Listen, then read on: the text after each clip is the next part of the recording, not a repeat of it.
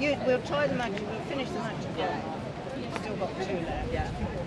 There's no way for that to There you go. All right. Hands aside for 7.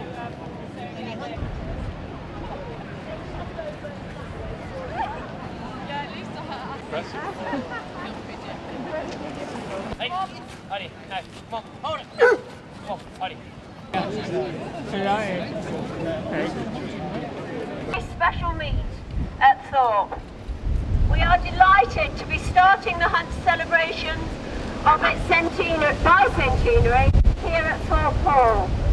And we are very grateful to Hugh and Katrine Lillingston for having us here at their beautiful home to mark the occasion. I am sure you will all want to join me in thanking them. Hugh and Katrine, thank you for your invitation, your warm welcome, and for your very generous hospitality. As many of you will know, there are important and historic connections between the Hunt and the family here at Thorpe. I would like to hand over to Richard Tyatt now, who has been involved with the Atherstone for well over a quarter of those 200 years, and who was master for 20 highly successful seasons. Richard will speak for a few moments about times past.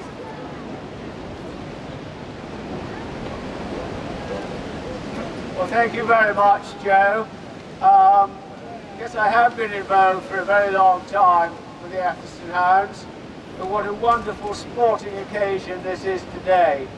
And I felt very honoured and very privileged when Joe asked me if I'd say a few words about the involvement with the Thorpe estate and the Atherstone Hunt. So it was in 1820 when we first heard of an Ing being involved. And it was W. Ing, and his name was mentioned on a hunting map as the owner of Thorpe Gorse. And then in the 1840s, the Hunt Club records depict Captain Ing as a member, and he actually looked after the Hunt finances for us. The pity he's not with us still today. Now, in 1870, Lieutenant Colonel Ing, he died, and the estate passed to his brother, the Reverend George Ing, great sporting clergyman. And when the hounds met here at Thorpe, there were baskets of mutton pies, and they were handed out and given to everybody. Where's ours today? I hope we had a bit of lamb today, not mutton. But George's nephew, William, he took over the estate, and he was also master of the hounds from 1891 to 95.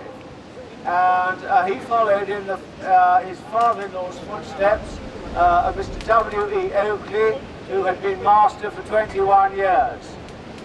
And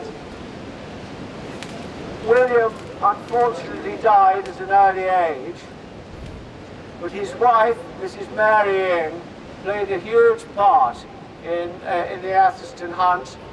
And during the 1913-14 season, a young man called Norman Loader was hunting the hounds, and he brought with him a great friend, Siegfried Sassoon, who was a very famous author, and he wrote a wonderful book called Memoirs of a Fox Hunting Man, and Mrs. Ing and the Thorpe estate featured very greatly in that book, and it's well worth a read.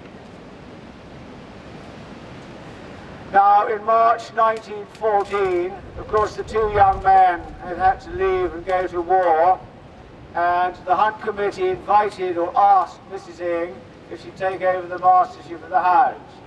And she agreed to do so, and in 1915 her eldest daughter, Margaret, joined her. But unfortunately, Margaret died in 1919, and Mrs. Ing retired in 1920.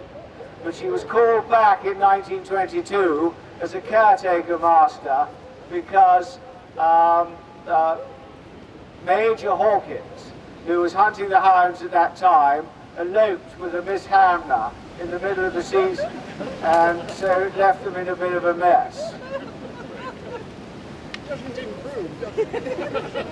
But during the 1920s and 30s, many point-to-points were held here, and one of the great occasions was when the Prince of Wales, later to become the Duke of Windsor, rode in a couple of races here, and they must have been thrilled to have had royalty riding at Thorpe. Now in the 1930s, Mrs. Ing bought, I believe she bought the kennels at Witherley, and she very, very generously then gave the Avid Hunt the 99-year lease, and so we have been safe and sound at the kennels at Witherley for all those years, and I think we've still got a fair few to go, but to honour her support and loyalty to the hunt, many of you will have seen the wrought iron gates in front of the hound lodges with her initials inscribed in the wrought iron on the gates there. Now my father and two uncles hunted with Mrs. Ing and Miss Hilda Ing before and after the war, and they told me of many wonderful stories of the hospitality, hunting and otherwise here at Thorpe during that time. And one of my uncles recalled a story to me when Mrs. Ing, in her 80s, riding side saddle, as you can well imagine, beautifully turned out, and they galloped up a plough field, and Mrs. Ing said, well Reggie, she said, I feel better now, that's taken the go out of him and I can hold him. And that, of course, was in her 80s. Now in 1940, Miss Hilda Ing was joint master with Major Peter Paget. He actually died during the war, and Miss Hilda Ing was the sole master from 1940 to 1950, and she had a man called Bert Parrish hunting the hounds for her. But in 1953, sadly she died, and the estate then passed to her cousin,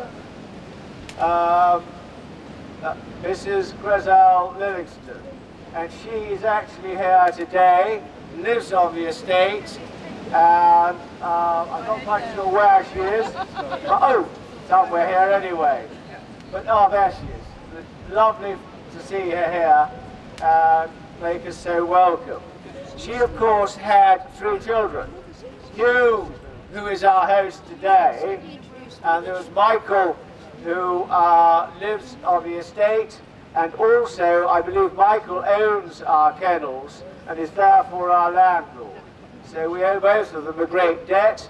And we also have Susie Livingston here, looking very resplendent on the grey horse at the back, and with the white plume, which denotes that she is the High Sheriff of Staffordshire. So lovely to have you with us, Susie. And Mike, Hugh, thank you so much for having us. And I do hope you all enjoy a wonderful day on this great sporting occasion. Thank you. I will now hand over to Hugh Lillis. Morning everybody, welcome. Thank goodness that the rain has kept off. It's really wonderful to see you all. Thank you all so much for coming. We're delighted to be able to host you here today. It is a very historic moment, 200 years of the Avid Hunt. Delighted that my sister has managed to get up on a horse and look good. I'm not, as you noticed. I'm not really going to say very much, but just one quick anecdote that you might be amused.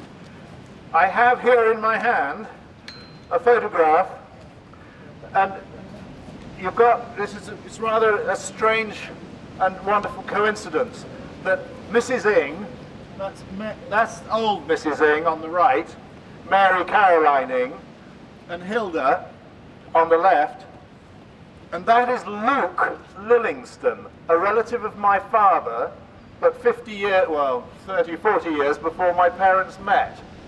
And Luke Livingston was a rather dashing fellow, and he used to fly in his own aeroplane and land in the park on the other side of the house to hunt here. And the old estate carpenter, Ted Hames, who some of you will remember.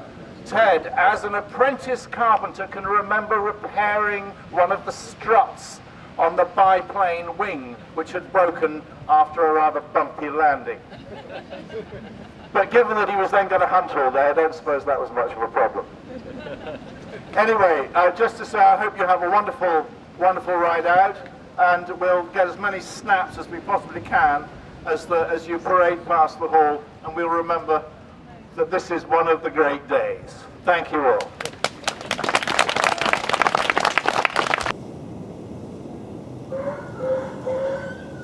Oh, that's one stood on. Yeah.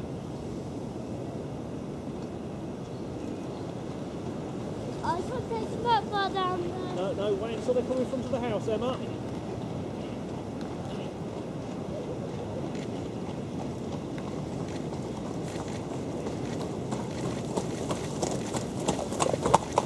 Hey, Ollie. Have a good day with it. Yeah. That's probably the last I'll see of them. Yeah, yeah. I'll leave it with you, mate. Yeah.